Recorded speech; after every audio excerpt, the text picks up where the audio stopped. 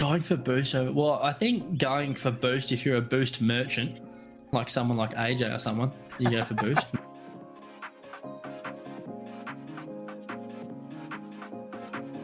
100% of the time. Yes. Always, every second of every game, ball's going in your net, don't worry about it. Go get the boost and make sure you've got the full 100 to celebrate with the other team.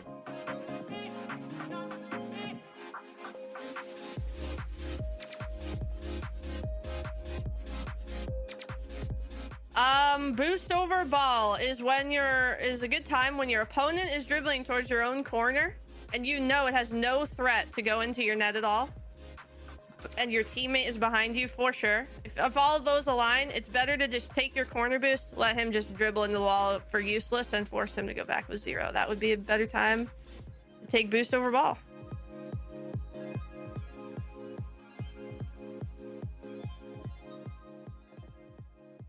If you've ever wondered when the best time to go boost over ball is, you've come to the right place. Hello, everyone, and welcome back to the Boost Over Ball podcast. First and foremost, we'd like to thank all of you for listening. We'd like to say thank you for the people that have given us a rating wherever you get your podcasts, and we'd ask that you continue to do that as it really helps us out. Make sure to follow us on Twitter, and if you haven't, join our Discord. Both of those links will be in the episode description. Thank you again. And with that, let's get us started. We are talking today about the EU Winter Invitational. It just happened this past weekend. And I'll just get us started off right here with the group stage. In Group A, we are looking at Karmine Corp, German Amigos, and Solary. With Karmine Corp going 2-1 and Solary going 1-2 and dropping out of Group A. Group B, we're looking at G1, BDS, Moist Esports, and Tundra Esports. And we're looking at 3-0 for G1 and 0-3 for Tundra. One notable thing of interest here is that although Solary did get knocked out of Group A, they also were able to take a series off of Karmine Corp. And I believe they were near the only people to do it. We'll talk more about that later. And out of the other side, I mean, we got Group B, G1 going 3-0. Looks like they're starting to get their form back. And Tundra with another 0-3. They're not looking that great this split.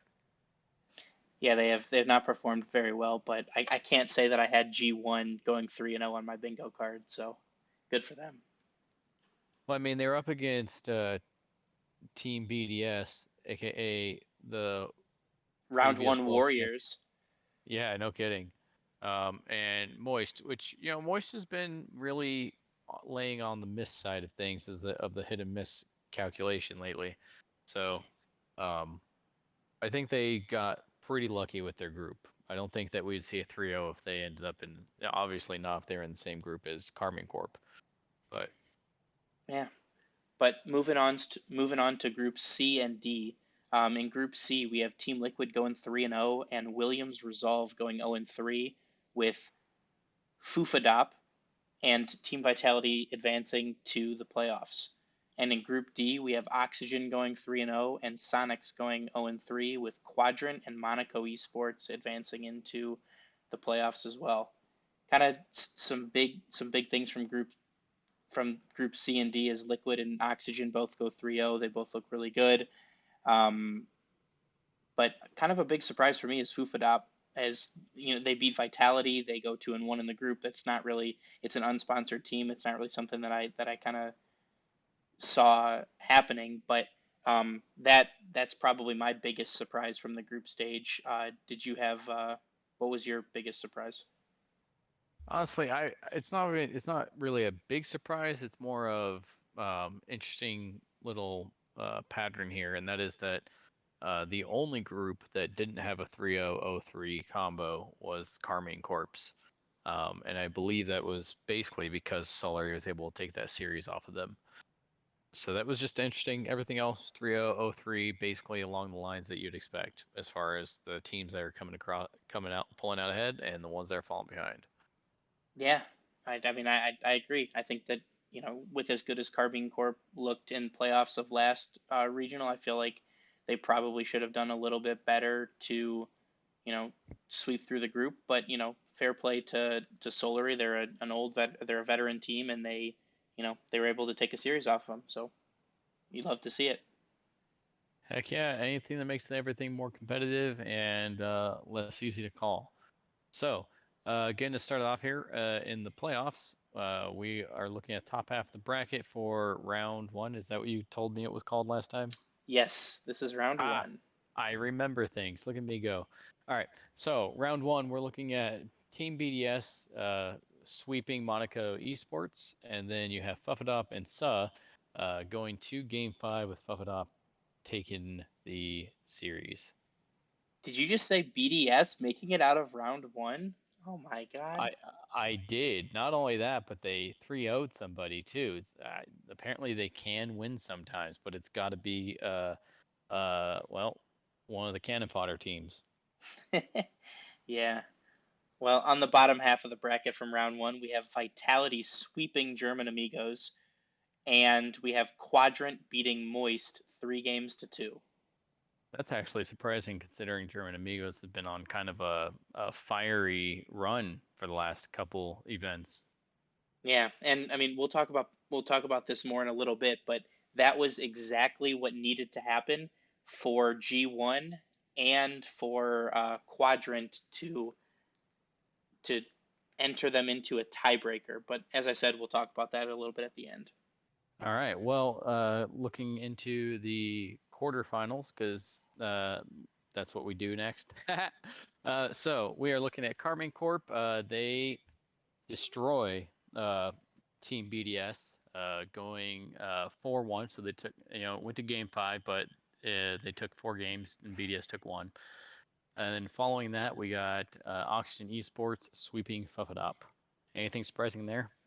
No, I mean I was a little bit surprised that BDS made it out of round 1, but again, like we've mentioned, they played Monaco, not exactly one of the powerhouses in the region currently, and they come up against Carbine Corp, and even with Rise and his broken wrist, they Carbine Corp is just able to outclass BDS. I'm sorry, pass it by me again. Broken wrist. Yeah, so the big story, like they talked about, Johnny Boy and Rizzo and CJ talked about it with Rise. So he was playing soccer like in real life with one of his friends, and he was playing goalie, and he saved the penalty kick and broke his wrist. He has a hairline fracture on his wrist, and so he has to wear like a sling when he's not using it, and he can't really move it very well. So like, when you're trying to make like a reaction save, or you're trying to like, lean into that shot a little bit just to get the extra power going, he can't do that because it hurts him a little bit. So he's playing injured, which is a little bit weird to say for esports. You don't really hear that a lot, but that was kind of a big talking point before the the regional. Like, would he play? Would he be able to perform? The answer is yes. He was still able to perform. They looked very good. Fantastic. So you could say that he went out and touched grass and it was successful? It was, until it wasn't. Well, touching grass is dangerous. I just want that to be the motto of the story here. Yeah. Oh, that's definitely going to be the name of the episode. Touching grass is dangerous. Oh, I love it. All right. But looking at the bottom half of the bracket in the quarterfinals, we have G1 taking down Team Vitality 4-1, and we have Team Liquid taking down Quadrant in a Game 7 Champions Field showdown. That was a fantastic game. Team Liquid just able to take it in the end, but it was a very good series to watch. And for how close the series was looking, I mean, it was back and forth, and Quadrant just absolutely punched Liquid's number in Game 4, going 5-0 on them. And then they did their little timeout magic and came back. But for as close as it was, that last game, it looks like the endurance was just out of Quadrant, because then Team Liquid did it back to them 5-0 and on Champions Field to take that series. Yeah. Absolutely fascinating. So I heard on the broadcast, CJ was talking about the timeout buff, and he was saying that teams who take a timeout have a 56% win rate coming out of a timeout. And so like a normal game would be 50-50, right? So like a timeout gives 6%, a 6% win rate buff. I feel like that seems kind of low with the amount of like timeout buffs that we've seen, some of the performances that have come off of the timeout. What do you think? Well, I think it really depends on who's giving out that stat, because I could have swore at the last at the NA Winter Cup, the announcers were talking about Gen G taking their timeout after game 1 in the grand finals, and I think they put that timeout buff in the 80% range as far as turning it around and having the next game win. I believe they're talking about just for EU. Okay. Well, EU doesn't time out well, apparently. Yeah, I mean, and it kind of brings up the conversation. A lot of teams in EU have been taking a timeout when you're down 3 games, right? So it's like 3-1 or 3-0 or 3-2 or whatever. You take a timeout when you go to match point, and it hasn't really like benefited people. Like it's like almost wasting your timeout. So there's been a lot of push from like people like CJ to have teams take the timeout when you go down 2 games, or take it to try and like reset before the series gets fully out of hand. So yeah. Well, and that was the interesting thing about that they talked about with Gen G in the North American Cup, is that they took it right after they lost that first game, and it kind of stunned everybody. I mean, even me watching it, I was like, why would they do that? And even the commentators were just like, that makes no sense, taking it after being 1 game down. So a lot of people will assume that they wasted it there too. So like, there's definitely too early and there's definitely too late. yeah, I mean, I think we're still in the beginnings of like all of the like the stats and the timeout taking. So I think we'll probably see quite a few evolutions of when is the best time to take a timeout moving forward. But until that Absolutely. point, teams will take it whenever they see fit, and they'll have to deal with either their buff or debuff as it comes. Absolutely. Well, finishing us off with the top of the bracket, we're looking at semifinals. You got Karmine Corp versus Oxygen Esports, with Karmine Corp taking them on the 5th game, 4-1. Yeah, Oxygen continues to get stomped by Karmine Corp, right? Karmine Corp just seems to have their number. Like I said, I was listening to the Chalked cast, and Rise, and they were talking about Rise and Archie were talking about it, and they're like, yeah, Karmine Corp is just good. They're like, they'll probably beat us. And I was like, so I don't know if it's a mentality thing. I don't know if it's a gotta exercise your demons kind of thing, but they've just been able to beat Oxygen pretty handily every time they've played them thus far. On the bottom half of the semifinals, we have Team Liquid taking down G1 in a Game 7 overtime thriller. Another 7-game series for Team Liquid as they continue their march towards the grand finals. They looked good, but so did G1. They've had a good run thus far, topping their group, dropping 1 game to Vitality, and ultimately falling 1 overtime goal short of making a grand finals. But that, as a Rocket League fan, was kind of the best case scenario, because it set them up for a tiebreaker, which we'll talk about after we finish this regional off. And that brings us to the grand finals, where Team Liquid take down Karmine Corp in the grand finals in Game 7 to win their first regional of the split.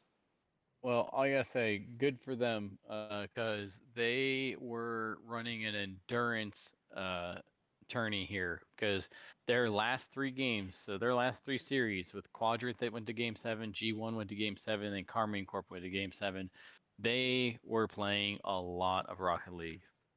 Yeah, they were. I mean, if they, like the last EU regional event, if they were trying to speed run, Championship Sunday, this time Liquid said, let's slow play this one. Let's play as many games as possible. They just want to get the best bang for their buck, right? Yeah. If you're going to be in these tourneys and play them, you might as well play as much as you possibly can. I guess. My God.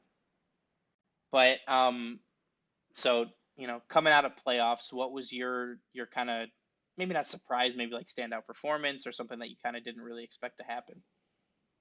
Well, with how they've been playing, I would say I kind of didn't expect Karmine Corp to drop the event this split. But also I am pretty surprised at, well, one, German Amigos looks like they went cold in this one. They were out in round one. And then also, as you had mentioned before, G1 going as far as they did. Looks like they had a really good event this time. German Amigos did not. And Team Liquid just had a stellar event for them for how they've been playing.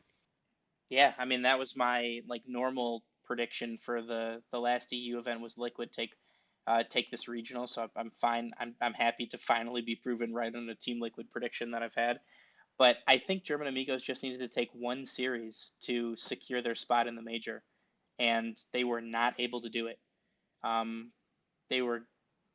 We can actually transition right now then into the tiebreaker, but German Amigos needed to take one series in the invitational to make the major, as I said.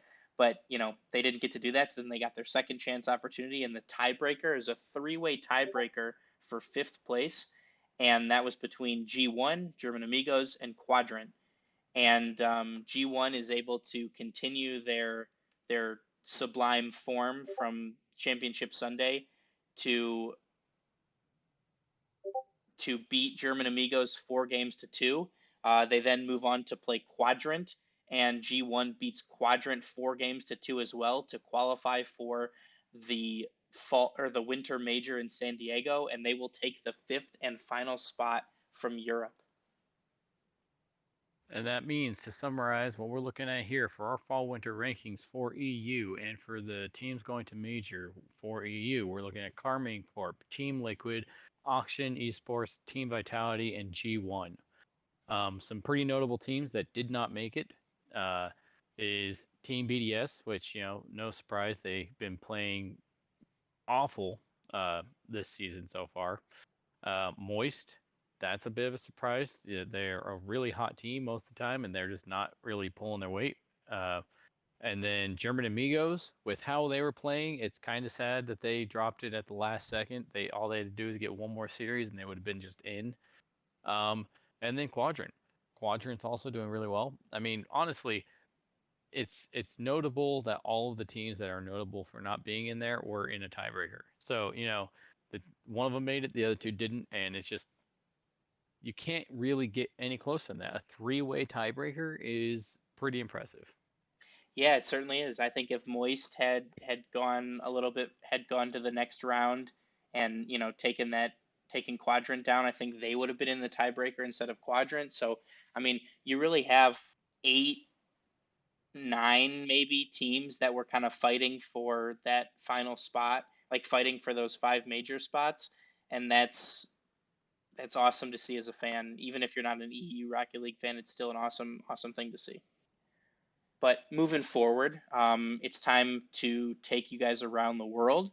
And to do that, we'll start with Asia Pacific. We'll start with APAC. Elevate, formerly James Cheese, dropped one match on their road to the grand finals before losing in Game 7 to Gaming Gladiators. And that's their second regional that they've now dropped. And Gaming Gladiators, due to this win, will now represent APAC in San Diego at the Winter Major. That's unfortunate. Elevate, get your shit together. I mean, get your stuff together. All right, moving on. Let's go to South America. In South America, we're looking at pretty much the age-old story that we've been seeing. It's a 1 or 2, maybe even a 3-team area or region. And basically, we go to the grand finals where we have Team Secret and Ninja in Pajamas going to Game 7. It was very close, and Ninjas in Pajamas end up taking Team Secret down in the grand final. Man, good to see. Good to see that roster finally starting to click with Kaio after he was dropped from Furia. Oh, absolutely. And then also, Team Secret will be the team for South America that's representing South America in San Diego. So although Ninjas in Pajamas did a great job in winning the event, it was not enough of a boost to put them up above Team Secret. But maybe next split. And then Another notable thing is Crew taking down Exceed in the tiebreaker, and they'll be the second South America representative. Yeah, and exciting times with the tiebreakers. They make it quite interesting. It's kind of a sudden death win and you're in. But moving to our last region, we have Sub-Saharan Africa. We have Nixa taking down Limitless in Game 7 overtime to take home the regional win. Can't get much more dramatic than Game 7 Champions Field, so good to see it going the distance there and Nixa taking the win. Just quick pattern check here. Does that mean that every grand finals this weekend for every region went to Game 7? Yes, it does. Look at that. Look at us Look go. at that. Go. All the Rocket League. Fairness. But now we will transition a bit and take a look ahead at the NA Winter Invitational. So the groups are set. The teams have been finalized. The top 16 teams. What is your prediction for who is going to top each group and who is going to be eliminated from each group? Oh, this is easy. I get this 100% of the time. You can go back and fact check me, and if you do, you'll find that I'm wrong. But you're not going to do that. So until you do, I'm right 100% of the time. Anywho, that's a whole lot to say. Group A, we're looking at Gen G Mobile taking the group, of course. Actually, with the way FaZe Clan's been going, I'm going to give them Group B. Group C, that's where it starts to get a little fuzzy. We're looking at G2, Space Station, Furia, and Ghost Gaming. I have my money on, not really, I don't gamble. But anyway, I would say Furia. I think Furia is going to surprise us in this because I feel like they have not done much all season. And I can't believe that that's all we're going to get out of them is what they've done so far this season. And then in Group D, oh man, that's a hard one too. I am going to give it to version 1, even though Complexity has been playing just absolutely out of their minds lately. And who's dropping out? I mean, all of the cannon fodder. So you got Shopify, Optic, Ghost Gaming, and Team Axe just straight across the bottom of the board. Optic's been not doing great. And I'm not going to bet against Koi ever again. Yeah, they did have a good regional. So I will in Group A. I will shadow what you said. I think Gen G will top the group. I think Shopify will be eliminated. In Group B, I think FaZe Clan will take it. I think Optic will be eliminated. In Group C, though, I think G2 is going to top that group, and I think Ghost is going to be eliminated. I think that you can never count out Atomic, Chicago, and the Knapsack, so I think that they will bounce back a little bit and continue the run of form they had from the last regional. And in Group D, I think Complexity will take it, and I think Team Axel will be eliminated. So you're going straight off seeding, I think, right? Isn't that how they have these all listed out? So I think it is, top yeah. and bottom. So unfortunately, I am going directly off of seeding, but I guess we'll see if that actually happens. You wouldn't be too far off. I think it was last NA regional. They were saying that the seeding worked out perfectly, or maybe it was an EU one. I don't know. I listen to the commentators sometimes. I never fact check them either. Yeah. Well, with all that, now here's the question I have for you. So we have our overall rankings, and as it sits right now, going into this event, yeah, Gen G, they've already punched their ticket. They're in San Diego no matter how they do this time. And then vying for those last 4 spots, you have Complexity with a pretty big, with a 31 points, FaZe 28, G2 27. So those 3 are all vying for really 2nd, 3rd, and 4th, because the next nearest after G2 is Dignitas, and that's a 7-point swing. That's pretty hard to overcome, but it is possible. I think that what we're really seeing is everybody fighting like they did in EU for that 5th spot. Now, do you see any kind of a shakeup happening? Do you see those top 4 staying those top 4? I kind of do. I think that if all 4 of them top their group, as we both think that they should and will, I think that we will see them moving on to the major. I think that will solidify their positions with the amount of points that they've received to go. But I think you're right. I think with Dignitas, M80, Space Station, Furia, Knights, and NRG, all and technically Koi and version 1 all fighting for that 5th spot. I think we'll see some pretty desperate series here towards the end of this regional, because I mean, version 1 needs to win the event, and then they need to have like 7 other things happen for them to advance. That seems extremely unlikely. It's very similar for Koi, but with a bad event from Dignitas, Knights, Furia, NRG, and a good event from them, they could sneak in. But realistically, I see kind of three teams with Space Station, M80, and Dignitas all kind of within 1 point, all kind of fighting for that 5th spot. Call it 5th spot is going to go to M80. That's my call on that 5th spot. They've been absolutely doing so well, and I think that they're going to continue their run. Okay. So then I take that what's your one normal prediction and your one hot take for this event? My hot take is Furia takes that 5th spot, but my normal is M80. With how they've been performing, if they pull another 8-pointer, and with how Dignitas have been performing, they're going to come out in that 5th spot.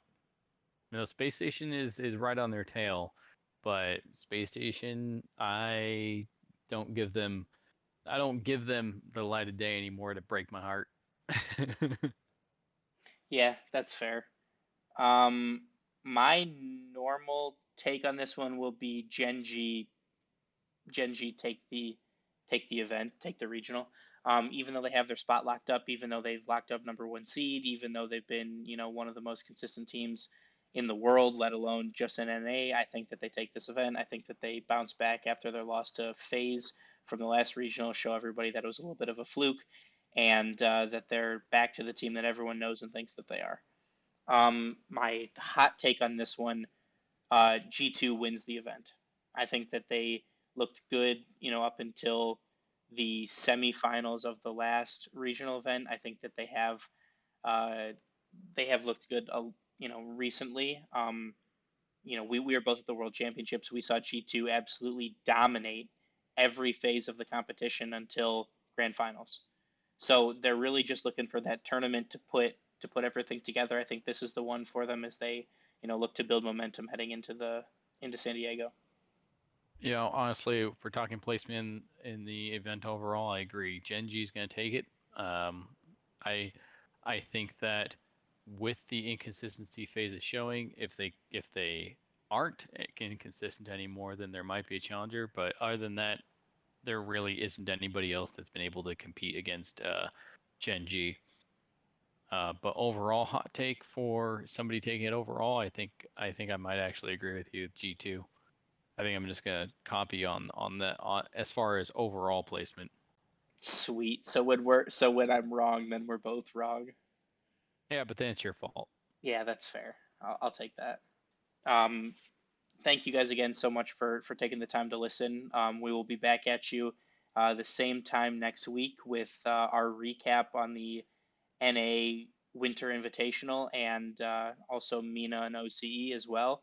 We'll be able to give you a full update on what teams are going to be at the event, and we can start to look ahead to predictions for that. We have a couple weeks off in between these events and the winter major, so we will be looking to get some more exciting interviews for you guys coming up. But like I said before, thank you again so much for listening, for rating where you listen to podcasts, and interacting with us on Twitter. Remember to please join our Discord. Link is in the episode description. And if you haven't followed us on Twitter, we'd love for you to do that as well, as it's your best way to keep up to date with all of the things that are happening with the podcast, and also to ask questions that you may want us to get answered on the show. Thank you again, and remember to always choose Boost over Ball.